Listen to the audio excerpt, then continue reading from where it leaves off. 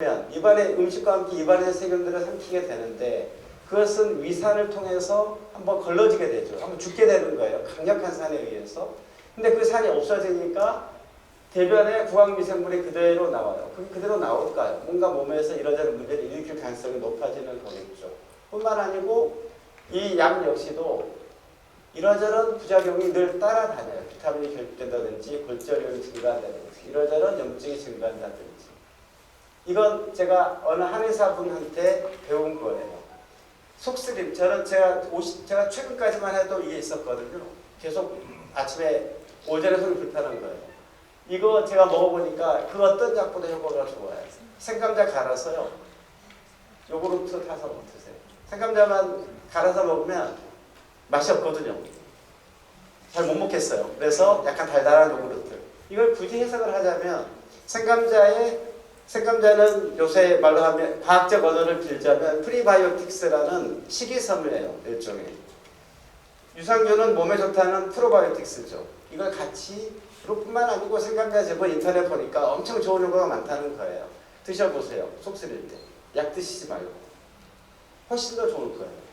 고혈압약 역시도 마찬가지예요. 고혈압약도 그러니까 세네 번째 많이 처방되는 약인데 이것도 시간이 갈수록 한 4,000명 정도를 해봤더니 시간이 4년까지 지켜봤더니 이 칼슘 채널 블로커라고 그런 고혈압약을 먹는 사람들의 생존율이 더 낮아요.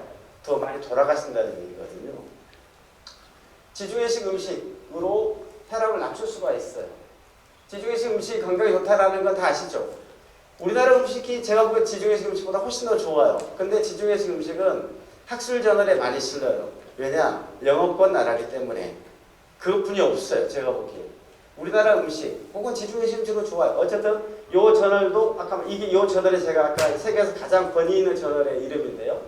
New England Journal of Medicine 줄여서 NEJM이라는 저널이에요. 여기에도 실린 거예요. 여기에 이러저런 봤더니 고혈압을 낮출 수 있는 것이 이런 음식으로 고혈압 약만큼 좋다 해요. 그런데 이런 약들 항고지혈증 약, 당뇨약, 고혈압약, 역류성 식도염 약 이런 것들이 일정 다른 방식으로 다뤄질 수 있는데도 병원은 계속 약을 주로 처방하죠. 근데 그 처방이 처방을 낳아요.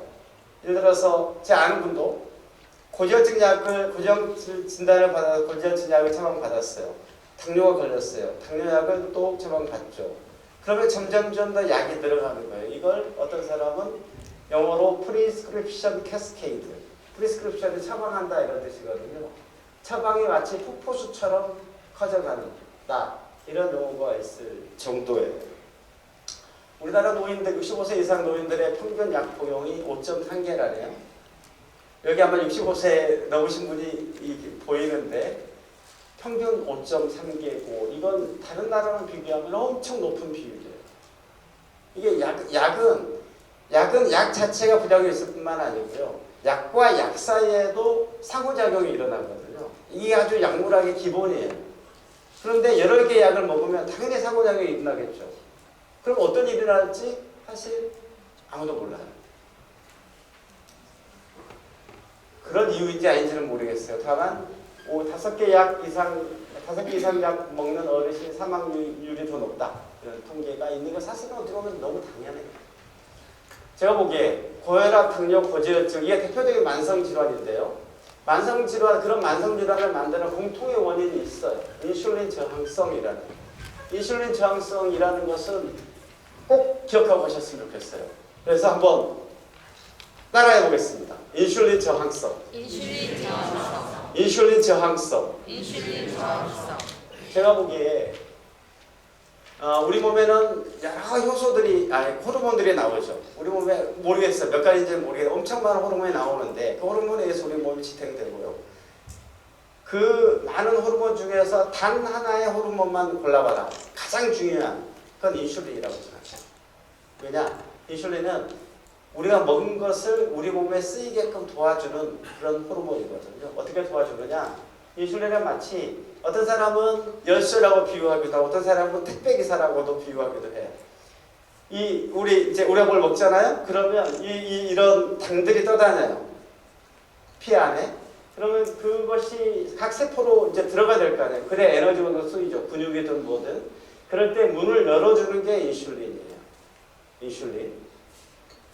그런데 인슐린 저항성이라는 것은 인슐린이 문을 열려고 해도 세포가 문을 안 열어주는 거예요. 그럼 어떻게 될까요? 세포 안에는 당이 못 들어가고 세포 밖에 혈액에만 당이 둥둥 떠다니는 거예요. 그러니까 혈당이 높아지는 거죠. 같은 걸 먹어도 혈당이 높아져요. 왜 이런 현상이 일어날까요? 왜 세포가 문을 안 열어줄까요? 인슐린이 와서 문 좀 열어줘 라고 열쇠를 들이대는데도 왜 안 열어줄까요? 이유는 여기 있어요. 덜 움직이고 많이 먹어요.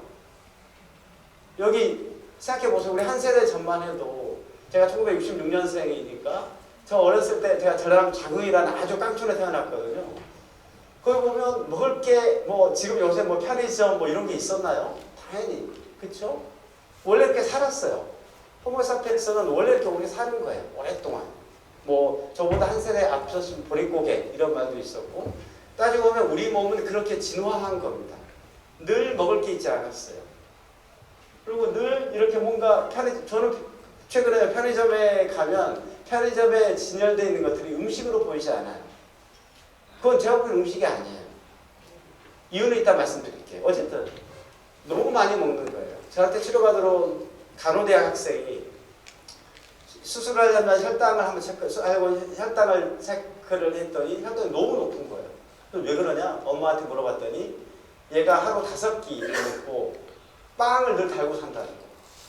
자, 당장 그랬죠. 빵 끊고 2끼만 먹어요. 저는 2끼만 먹거든요. 2끼 먹는 게 제가 보기엔 맞아요. 원리적으로. 왜냐? 원래 늘 먹을 게 가까이 있지 않았다. 생각해보세요. 아침, 점심, 저녁 이렇게 먹는 것은 어떻게 보면 산업사회의 산물이에요. 똑같이 컨베이어 벨트를 돌려야 되니까 배고프지 않아도 점심시간 되면 밥 먹어야 돼요. 똑같이 퇴근하니까 퇴근하면 또 밥 먹어야 돼요. 아침에 계속 밥 먹고. 이게 습관화된 것이 사실은 우리나라 치면 1970년대 정도라고 하네요. 이건 제가 확실치는 않습니다. 여튼 늘 조금씩 배가 고팠어요. 그리고 배가 고플 때만 먹었어요. 그럴 수 있었어요. 아주 양반땡 아니면. 그렇지 않을까요? 그런데 너무 갑자기 먹을 게 흔해지고 또 안 움직이니까 늘 피 안에 혈당이 있는 거예요. 늘 혈당이 들어오면 늘 인슐린이 췌장에서 분비해요. 늘 인슐린이 가서 야 세포야 문 좀 열어줘. 그래요. 그러니까 세포가 야 그만 좀 해라. 이러는 게 인슐린 저항성이에요. 야 그만 좀 해라. 그만 좀 와라. 인슐린 지겹다. 세포가 거부하는 거예요. 하도 맨날 오니까.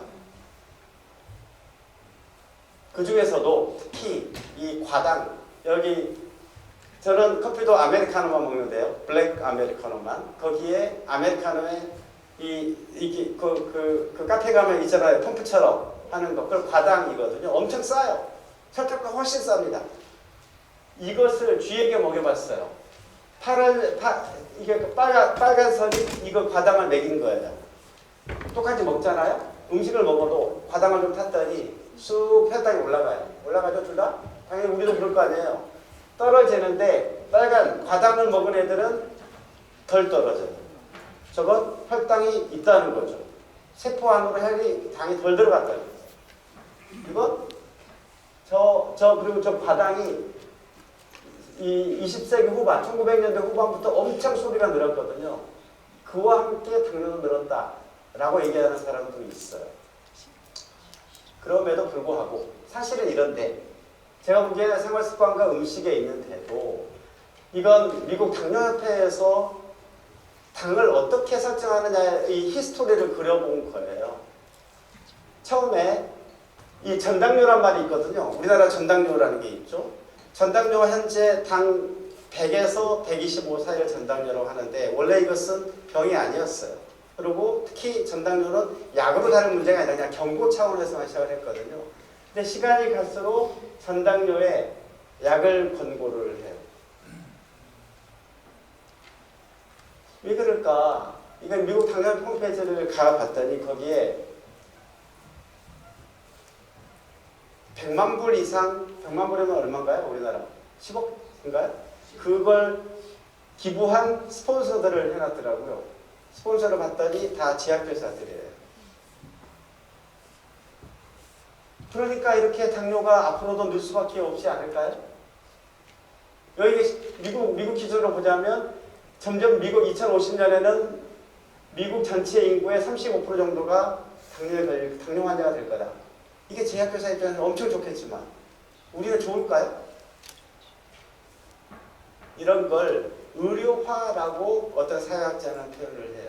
의료화. 말하자면 약으로 다룰 문제가 아닌데 이걸 질병화하고 약으로 다룬다는 거죠. 대표적으로 남자는 탈모예요. 탈모. 저도 머리 빠진 게 고민인데요. 이게 사실 병이 아니었죠. 병이 아니죠. 근데 이걸 의료화를 하는 거예요. 그리고 이런 수술 기법이든 약이든 프로페시아 이런 약을 드시죠. 이런 게 필요할 수도 있죠. 일정 필요할 수도 있어요. 예를 들어서 50대 한 여성이 내가 승질이 좀 나빠지는 것 같아. 히스테리카지 저 그런 것 같아. 근데 그걸 이 여성은 내가 인간성이 나쁜 게 아니고 이 호르몬이 좀 이렇게 그래서 그래 라고 설명을 하고 싶어 해요. 그러면 제약회사는 그걸 약을 만들고 의학에서는 그걸 갱년기증후이라는 말을 만들어요. 이런 게 생각해보세요. 갱년기증후군 저 어렸을 때마다 이런 말 없었거든요. 또 뭐 ADHD, 또 뭐 우울증, 공황장애란 말도 요새 엄청 많이 쓰여요. 이런 것들이 마치 교양인 것처럼 연예인들이 TV 나와서 얘기하고 사람들 따라하고 그래요. 근데 제가 보기엔 이게 이상해요. 이런 걸 포착한 것이 의료화. 이게 필요할 수도 있어요. 필요할 수도 있죠. 일정. 하지만 그게 굉장히 과잉될 여지가 있다. 대표적인 게 이 안젤리나 졸리예요. 안젤리나 졸리가 2012년인가요? 3년인가요? 자신의 유방을 잘라낸 거 아시죠? 왜? 유전자 검사를 해봤더니 브라카 유전자가 뭔가 좀 문제가 있다 라고 해서 미리 이렇게 잘랐다는 거예요. 물론 이 안젤리나 졸리의 어머니, 할머니도 유방암 때문에 돌아갔다고는 하지만 그렇게까지 해야 될까? 왜냐? 유전자가 문제가 있다고 그래서 내 몸 진짜 문제가 있는 건 아니거든요. 우리의 생활 습관으로 심지어 유전자 역시도 발현되지 않게끔 통제가 가능해요. 그걸 후성유전학이라고 하는데 그 아주 어떻게 보면 상식일 수 있잖아요. 우리가 똑같은 유전자를 가지고 일란성 쌍둥이도 어떻게 살고 뭘 먹고 이런 거에 따라서 완전히 달라지는데 유전자가 다가 아니라는 게 우리 눈에 다 상식인데도 불구하고 이렇게 된 것. 이 유전자 분석, 이 브라카 유전자에 대해서는 특허가 붙어 있거든요.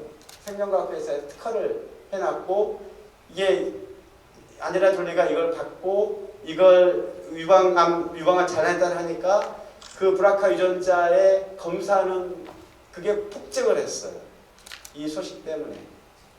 여하튼 좀 과한 면이 있다라는 거고요. 무엇보다 제가 보기엔 이 의료화가 세계화되고 있어요. 모든 게 세계화되듯이.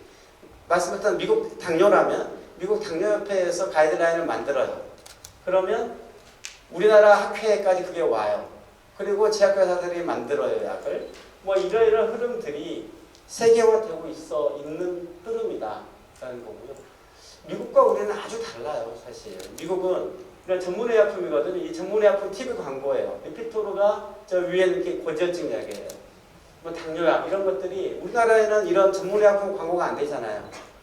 근데 그 미국에는 이렇게 다 허용이 되고 심지어 이런 전문의약품 광고 시장만 5.2 빌리언이면 얼마인가요? 6조 정도 돼요. 우리나라 광고 시장. 이 전문의약품 광고 시장만 6조 정도 된다고. 그러니까 사람들이 맨날 이런 거 보니까 이게 더 좋다고 생각이 되고 당연히 광고라니 그러지 않겠어요.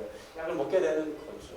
그러니까 미국의 이 전체 GDP 중에 의료비가 차지하는 비중이 이 맨 위에 노란 선 어마무시하죠. 17% 지금 18 이게 2010년 통계니까요. 18% 19%까지 갔을 거예요. 지금 최근 통계를 못 봤어요. 미국 전체가 어마어마한데 GDP가 그 중에서 의료비가 차지하는 비중이 17, 18%라면 어떤 일이 일어나겠어요. 제가 20년 전에 미국에 유학을 이제 한 적이 있었는데 정말 비싸더라고. 정말 우리 저희 딸내미 아프면 정말 하여튼 어떤 일이나 이런 거 우리가 바라는 건 아니죠. 우리나라는 한 8% 정도 됩니다.